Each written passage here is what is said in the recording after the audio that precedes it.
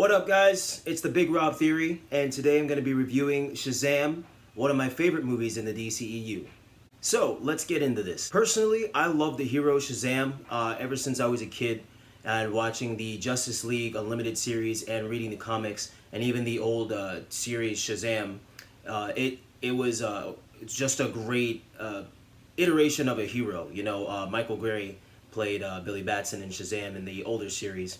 In this iteration of Shazam, we have Zachary Levi, who actually plays actual big Shazam. But as young Billy Batson, we have Asher Angel. He does a pretty good job, in my personal opinion.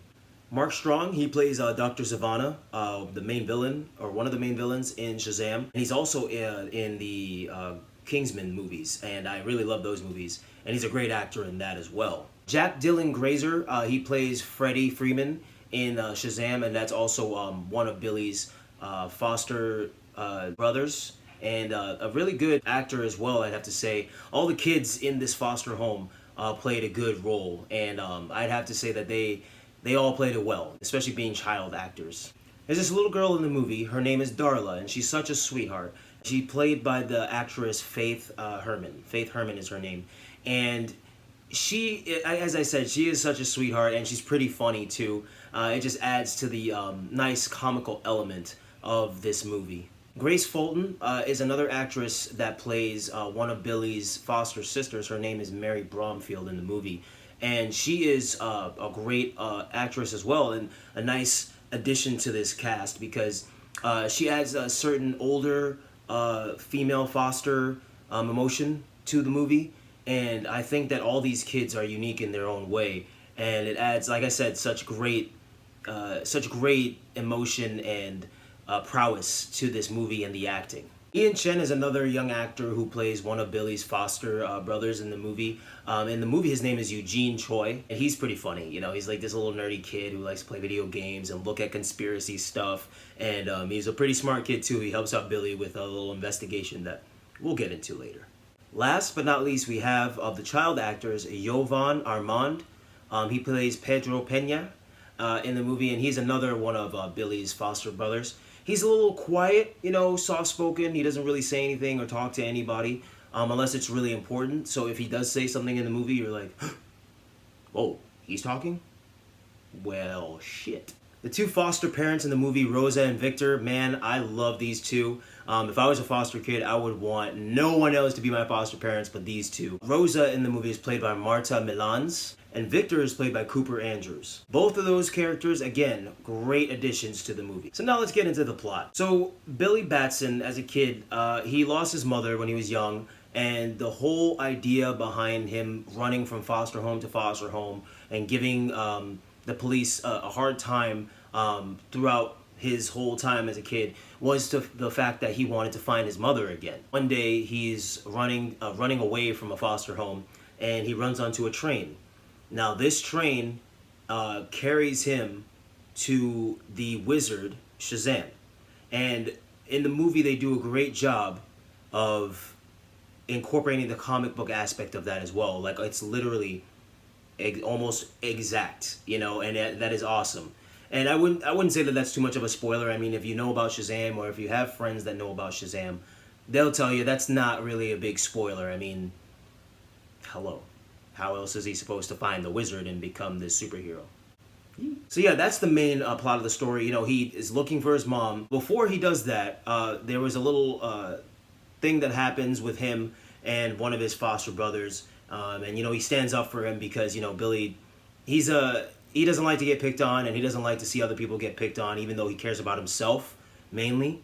But he grows to like these foster kids, so he's gonna defend his family, So I'm not gonna give too much away because even though this movie's been out for a while and now it's on digital and DVD and Blu-ray, I still want you, those of you who haven't seen it, to see it, and not be spoiled with much of anything. So definitely go see it if you haven't.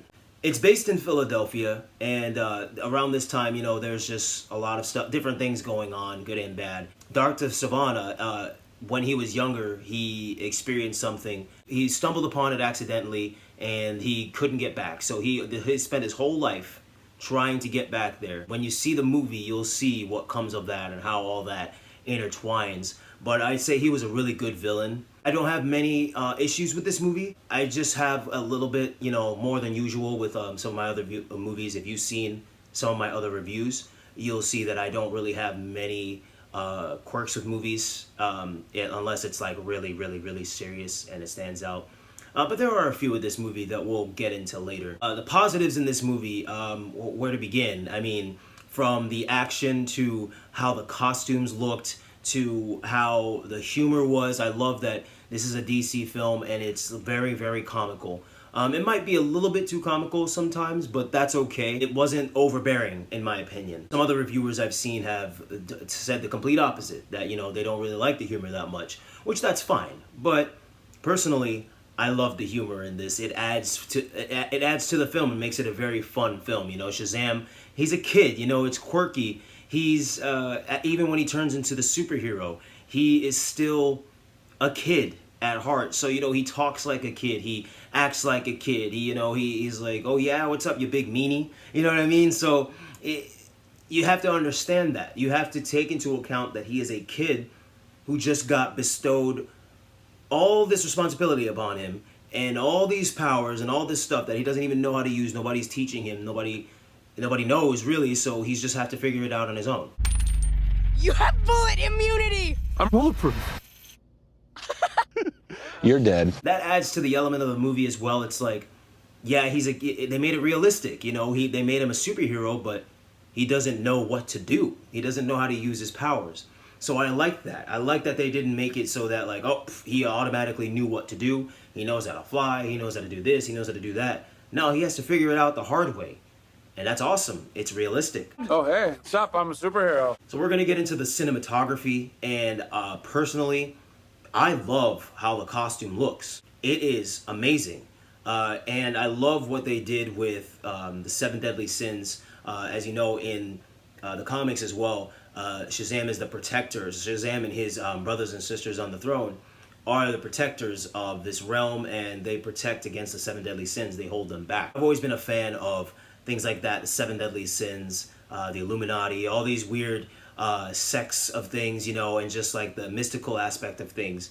So that's another reason why I love this movie, because it really touches on something that I'm passionate about. And one, I'm passionate about DC Comics. Hello.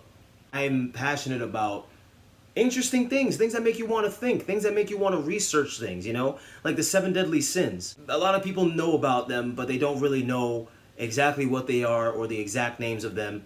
And some of these movies that are made about the 7 Deadly Sins, they actually bring the 7 Deadly Sins to life. Some of the negatives, let's get into that. So first thing,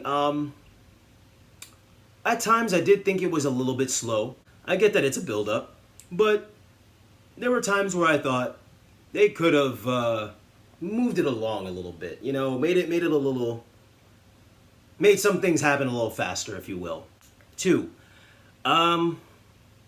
there wasn't as much fighting as I would have liked. There was a decent amount, but I definitely wanted to see more of Shazam using his powers. And I get, as I said before, you know, I understand what they had to do. They had to make it realistic.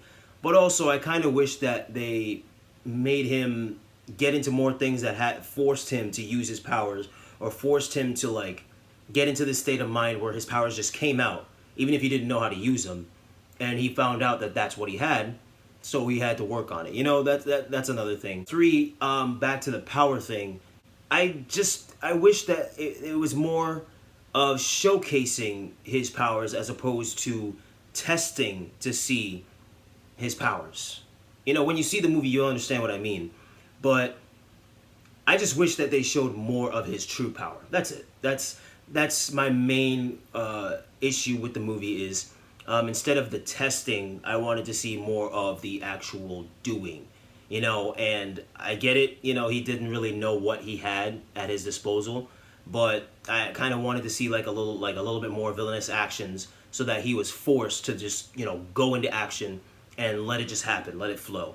Yeah, that's mainly it. I'm really late on seeing this movie, and I really hate that I'm so late on seeing it, but hey, better late than never, right? So yeah, overall, I would rate this movie a 7, maybe a 7.5. And that's just mainly because I, again, wanted to see more of the true Shazam power showcase, even if there wasn't that much more fighting or anything. I just wanted to see him use his powers a little more as opposed to trial and error, and maybe a little more of the villain as well.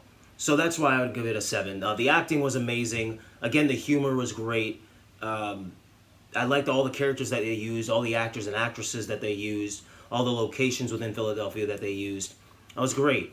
But again, the power showcase, that's what it is, because Shazam is just that kind of hero, you know? He's a kid, but he's also like, yo, you're not going to tell me that I can't do this, so I'm going to show you what I can do, even if I can't do it right, you know? And that's what I wanted to see.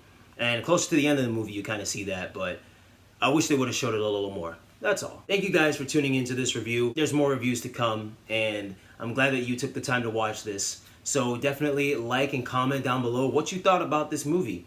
Did you like it as much as I did? Did you actually hate it? Or what, you know, just what were your overall thoughts? What did you think of this review? Let me know. It won't hurt my feelings, I promise. Thanks, guys, and away we go.